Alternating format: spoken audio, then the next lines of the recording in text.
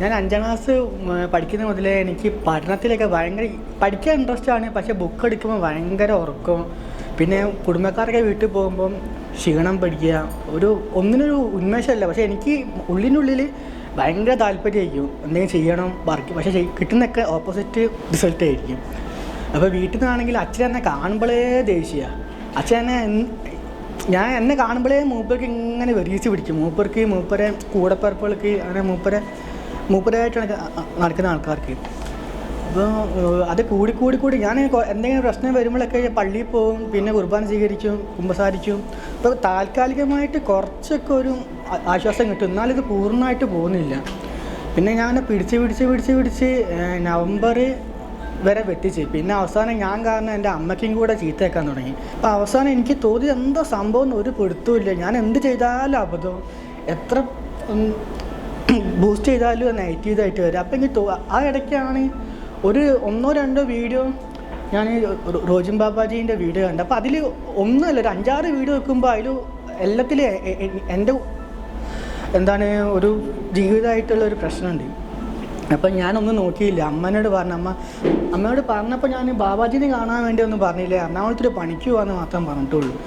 അപ്പോൾ അമ്മ എനിക്ക് എവിടുന്നൊക്കെയോ ഒരു 450 രൂപയോ പിന്നെ ഒരു 300 രൂപയും കൂടെ തന്നു. ആ പൈസ കൊണ്ട് ഞാൻ എങ്ങനെ അവിടെ എത്തി? കാരണം ഇവിടെ എനിക്ക് ആകെ അറിയുന്ന ഒരു സ്ഥലം മാത്രമേ ഉള്ളൂ, ഇവിടെ ഒരു ആലുവ മണപ്പുറം. അവിടെ വന്ന് പ്രാർത്ഥിച്ച് പിന്നെ നേരെ ഒരു പണീൻ്റെ ആവശ്യത്തിന് ഞാൻ കാലടി പോയി. കാലടിയിൽ നിന്ന് സമീഷയിൽ എത്തിപ്പെട്ടി. സമീഷ എന്ന പള്ളിയിലെ അച്ഛനാണ് എനിക്ക് ബാബാജീൻ്റെ നമ്പർ തന്നു. അങ്ങനെ ഞാൻ എങ്ങനെയൊക്കെയോ ആ കൂടെ ഇതും കൂടെ ഉണ്ടായിരുന്നു, എങ്ങനെയാണ് ബാബാജീനെ കാണണം. പിന്നെ പണീൻ്റെ ആ ചിലവിൻ്റെ കാര്യം കൂടെ നമ്മൾ നോക്കിയിട്ട്. പക്ഷെ ഇവിടെ എത്തിയപ്പോൾ ബാബാജീൻ്റെ നമ്പർ വിളിച്ച് ബാബാജി നേരെ പറഞ്ഞത് ആലുവയിലേക്കായിരുന്നു. അപ്പോൾ ഞാൻ ഇന്നലെ വന്ന സ്ഥലത്തേക്ക് തന്നെയാണല്ലോ ബാബാജി തിരിച്ചു കൊണ്ടുവന്നത്. ഇവിടെ എത്തി.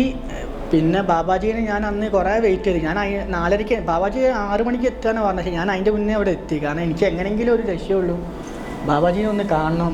എൻ്റെ പ്രശ്നം എന്താണെന്ന് എനിക്ക് അറിയണം. അത് എന്താണുള്ള ഒരു പ്രശ്നം. കാരണം ഒരു 30,000 രൂപേൻ്റെ മുകളിലെങ്കിൽ എൻ്റെ അമ്മ എനിക്ക് വേണ്ടി ഇപ്പോൾ ചിലവാക്കിയിട്ടുണ്ടോ ഈ കർമ്മം, ഈ ഗുരുതി, പിന്നെ അങ്ങനെ ഈ ഒക്കെ ഞാൻ നന്നാവുന്നു. പക്ഷേ ഞാൻ നന്നാവുന്നില്ല, അതാ രസം.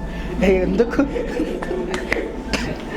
പക്ഷേ അങ്ങനെ അപ്പോൾ തോന്നി എന്തിനാ വെറുതെ അതിനെ പൈസ ആക്കുന്നത്. അമ്മയാണെങ്കിൽ അവിടെ നിന്നൊക്കെ പൈസ കിട്ടുന്ന പൈസ ഫുള്ള് എനിക്ക് വേണ്ടി ഇതാക്കാം. അപ്പോൾ എനിക്ക് തോന്നി കാര്യമായിട്ട് എന്തോ പ്രശ്നമുണ്ട്. അപ്പോൾ നല്ലൊരു ഗുരുവിൻ്റെ അടുത്ത് പോകണം. അപ്പം എന്തോ ടൈമിങ് കറക്റ്റായപ്പോൾ ബാബാജീൻ്റെ മുമ്പിൽ ബാബാജീൻ്റെ മുമ്പിൽ എത്തിപ്പെട്ടപ്പം ബാബാജി കോയം ചോദിച്ചു. എൻ്റെ പേഴ്സിൽ ആകെ ചില്ലറ ഒന്നുമില്ല, ആകെ ഉറുപ്പ്യ ചോദിച്ച് ആ ഉറുപ്പ്യ അതിനൊക്കെ എടുത്തു കൊടുത്തി. അത് ഇവിടെ ഈ പുഴയിൽ കഴുകാൻ വേണ്ടി പറഞ്ഞ് എനിക്ക് മൂപ്പരെ കണ്ട സന്തോഷത്തിൽ എന്തൊക്കെയാണ് ചെയ്യേണ്ടതെന്ന് അവസാനം ആ പൈസ കൂട്ടി പിടിക്കാൻ വേണ്ടി പറഞ്ഞു.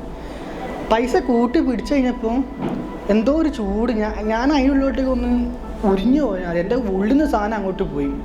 പിന്നെ ബാബാജി പുറത്തൊരു പുഷ് ചെയ്തപ്പോൾ ഒരു എന്താണെന്നറിയില്ല, ഒരു സാധനം ഇങ്ങനെ അത് പറഞ്ഞ ആരും വിശ്വസിക്കില്ല. അത് അത്രയും കാലം അത്രയും മുമ്പ് നിന്ന് സാധനം പോയ മാത്രം നല്ലൊരു ഫീലിംഗ് ഉണ്ടായിരുന്നു. പിന്നെ അതിൻ്റെ ശേഷം എനിക്ക് ജോയിൻ്റൊക്കെ വേദനിക്കാൻ തുടങ്ങി, തല വേദനിക്കാൻ തുടങ്ങി.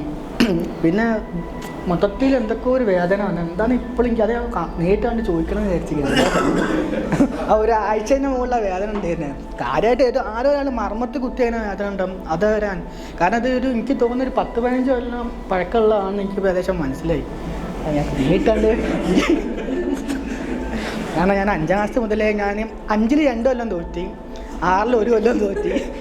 അപ്പോൾ നോക്കുക അത് ഞങ്ങളുടെ എന്നെക്കാട്ടി എൻ്റെ കൂടെയുള്ള പഠിക്കത്തെ എക്കന്മാരെ ജയിച്ചു പോയി. കാരണം ഒരു 15 മാർക്ക് വാങ്ങിക്കുമ്പോൾ ഞാനൊരു 6ഉം 5ഉം 1. അപ്പോൾ എൻ്റെ ഒരു നോക്കി ഞാനിപ്പോൾ അപ്പോൾ അത്രത്തോളം പഠിക്കാൻ കഴിവില്ലാത്തതല്ല, എന്നാലും എനിക്ക് അത്രയും മാർക്ക് കിട്ടുന്നില്ല. അതാണ് മെയിൻ പ്രശ്നം.